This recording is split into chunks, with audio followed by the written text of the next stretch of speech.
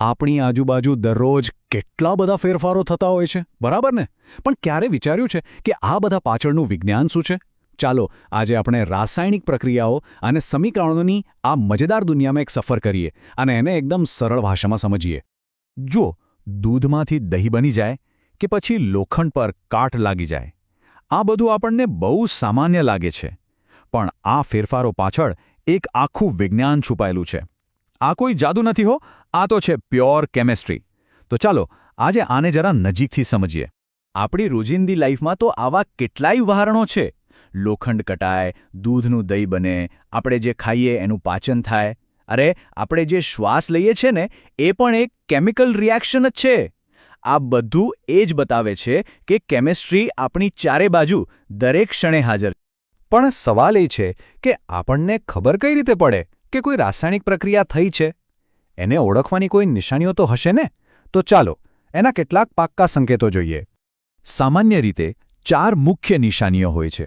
પહેલું, પદાર્થની અવસ્થા બદલાઈ જાય, જેમ કે પાણીમાંથી વરાળ બની જાય. બીજું, એનો રંગ બદલાઈ જાય. ત્રીજું, એમાંથી કોઈ ગેસ નીકળે, જેમ આપણે સોડાની બોટલ ખોલીએ ત્યારે અવાજ આવે છે ને, બસ એ જ. અને ચોથું, તાપમાનમાં ફેરફાર થાય. આમાંથી ગમે તે એક વસ્તુ થાય તો સમજી લેવાનું કે કેમિકલ રિએક્શન થયું છે. હવે આ બધી જટિલ પ્રક્રિયાઓને એકદમ ચોક્કસ રીતે લખવા અને સમજાવવા માટે વૈજ્ઞાનિકો એક ખાસ ભાષા વાપરે છે, અને આ ભાષાને જ આપણે કહીએ છીએ રાસાયણિક સમીકરણો. તો આ રાસાયણિક સમીકરણ છે શું? સમજો કે એ કોઈ કેમિકલ રિએક્શનની રેસિપી બુક છે.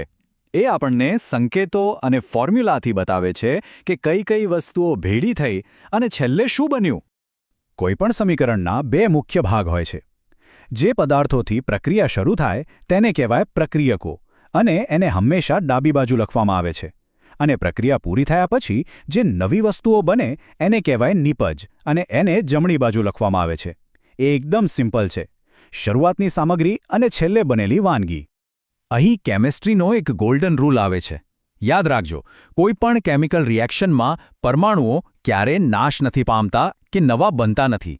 એ તો ખાલી પોતાની જગ્યા બદલીને નવેસરથી ગોઠવાય છે. બસ આટલું જ. આને દ્રવ્ય સંચયનો નિયમ કહેવાય. અને એટલે જ સમીકરણની બંને બાજુ એટલે કે પ્રક્રિયકો અને નિપજોમાં પરમાણુઓની સંખ્યા હંમેશા સરખી હોવી જોઈએ, જાણે આપણે કોઈ ત્રાજવું બરાબર બેલેન્સ કરી રહ્યા હોઈએ.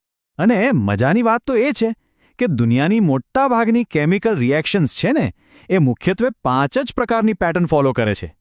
ચાલો ફટાફટ આ 5 પ્રકારો પર એક નજર નાખી લઈએ. સૌથી પહેલો પ્રકાર છે સંયોગીકરણ પ્રક્રિયા. આમાં શું થાય? જેમ 2-3 અલગ-અલગ વસ્તુઓ ભેગી કરીને આપણે એક નવી વાનગી બનાવીએ, બસ એ જ રીતે અહીં 2 કે તેથી વધુ પ્રક્રિયકો જોડાઈને ફક્ત એક જ નવી નિપજ બનાવે છે. બીજો પ્રકાર છે વિઘટન પ્રક્રિયા, જે સંયોગીકરણ કરતાં એકદમ ઊંધી છે. અહીં એક જટિલ પદાર્થ તૂટીને 2 કે વધુ સાદા પદાર્થોમાં વહેંચાઈ જાય છે, જાણે કે કોઈ બનાવેલી વાનગીમાંથી એની મૂળ સામગ્રી પાછી અલગ કરવામાં આવે. ત્રીજો પ્રકાર છે વિસ્થાપન પ્રક્રિયા. આને સમજવા માટે એક રમતનું ઉદાહરણ લઈએ. જેમ કોઈ ટીમમાં એક મજબૂત ખેલાડી આવીને નબળા ખેલાડીની જગ્યા લઈ લે, બસ એ જ રીતે અહીં એક વધુ સક્રિય તત્વ ઓછા સક્રિય તત્વને એના સંયોજનમાંથી ધક્કો મારીને બહાર કાઢી દે છે અને પોતે એની જગ્યાએ ગોઠવાઈ જાય છે. ચોથો પ્રકાર છે દ્વિવિસ્થાપન. આમાં તો પાર્ટનરની અદલાબદલી થાય છે. અહીં 2 અલગ-અલગ સંયોજનો પોતાના આયનો એટલે કે વીજભારવાળા કણો એકબીજા સાથે એક્સચેન્જ કરી લે છે. એવું સમજો કે જાણે ડાન્સ ફ્લોર પર 2 કપલ પોતાના પાર્ટનર બદલી રહ્યા હોય. અને પાંચમો છેલ્લો પ્રકાર છે રિડોક્સ પ્રક્રિયા. હવે આ નામ 2 શબ્દોથી બન્યું છે, રિડક્શન અને ઓક્સિડેશન. એકદમ સરળ ભાષામાં ઓક્સિડેશન એટલે ઓક્સિજન મેળવવો અને રિડક્શન એટલે ઓક્સિજન ગુમાવવો. અને આ બંને ક્રિયાઓ હંમેશા જોડીમાં જ થાય છે, એક સાથે. આ રિડોક્સ પ્રક્રિયાઓ બહુ જ મહત્વની છે. લોખંડને કાટ લાગવાથી લઈને આપણા શરીરમાં એનર્જી બનવા સુધી બધે જ કામ આવે છે. સારું, તો આપણે પ્રક્રિયાઓના પ્રકારો તો જોયા, પણ હવે એ જોઈએ કે આ જ પ્રક્રિયાઓ, ખાસ કરીને ઓક્સિડેશન, ક્યારેક આપણા માટે કેવી રીતે માથાનો દુખાવો બની શકે છે.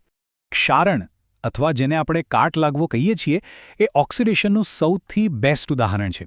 જ્યારે લોખંડ જેવી કોઈ ધાતુ હવા અને ભેજના કોન્ટેક્ટમાં આવે ત્યારે એ ધીમે ધીમે ખવાવા લાગે છે. આ છે કાટ. અને હા, ટેકનિકલી આ એક ધીમી રેડોક્સ પ્રક્રિયા જ છે.